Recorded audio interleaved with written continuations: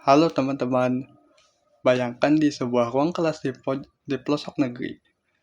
Di atas meja siswa tersedia perangkat tablet terbaru bantuan pemerintah. Namun, di depan kelas, sang guru masih terpaku pada metode dikte yang telah digunakan selama 2 dekade terakhir. Inilah potret nyata yang sering kita temui, sebuah kontradiksi antara modernisasi fasilitas dan stagnasi metode.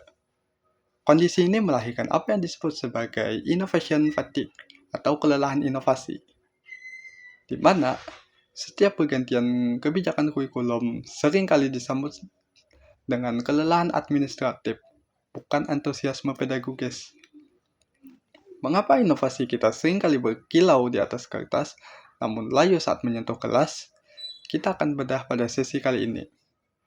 Menurut kajian dari Serdiokov, inovasi pendidikan yang sejati membutuhkan 3 tahap yang saling mengunci.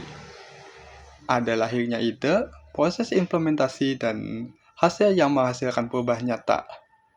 Namun, di Indonesia, rantai ini seringkali terputus. Masalah utama kita adalah pendekatan yang bersifat top-down atau teknokratis. Inovasi sering dirancang di tingkat pusat tanpa melibatkan partisipasi aktif dari aktor pendidikan di lapangan. Akibatnya, muncul fenomena inovasi semu, sebuah inovasi di mana sekolah mengadopsi inovasi secara formal untuk memenuhi tuntutan administratif, namun gagal menyentuh aspek substansi pembelajaran. Guru merupakan elemen fundamental keberhasilan pendidikan. Namun, kita sering terjebak pada sindrom teknosentrisme, yaitu keyakinan bahwa teknologi adalah obat ajaib bagi semua masalah pendidikan tanpa mempedulikan penguasaan metodologi pembelajaran. Faktanya, ditemukan kesenjangan yang lebar antara kemampuan teoritis guru dan praktik nyata di dalam kelas. Di sisi lain, orientasi belajar siswa kita juga masih terjebak pada kenyamanan dan mengejar nilai atau ijazah semata, ketimbang mengembangkan kompetensi yang autentik. Hal ini juga diperburuk dengan lemahnya kemandirian belajar siswa pasca pandemi.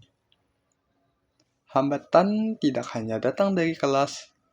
Investasi besar pada teknologi seringkali tidak berbanding lurus dengan produktivitas, karena minimnya pelatihan dan lemahnya infrastruktur pendukung. Secara sosial, peran masyarakat melalui komite sekolah masih cenderung bersifat seremonial.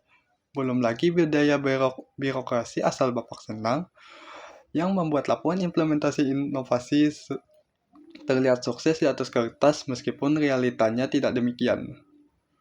Selain itu, disparitas kapasitas antar daerah juga membuat inovasi berhasil di kota besar, namun sulit direplikasi di daerah terpencil.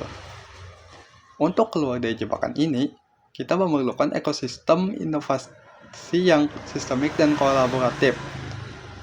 Inovasi harus menjadi tanggung jawab kolektif antara guru, siswa, orang tua, hingga pemerintah dalam satu sinergi yang berkelanjutan.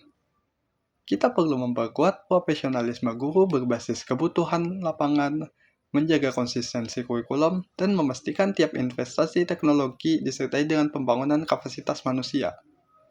Karena pada akhirnya, inovasi pendidikan yang sejati bukan sekedar modernisasi permukaan, melainkan juga transformasi mendalam dan menyentuh cara kita mendidik masa depan bangsa.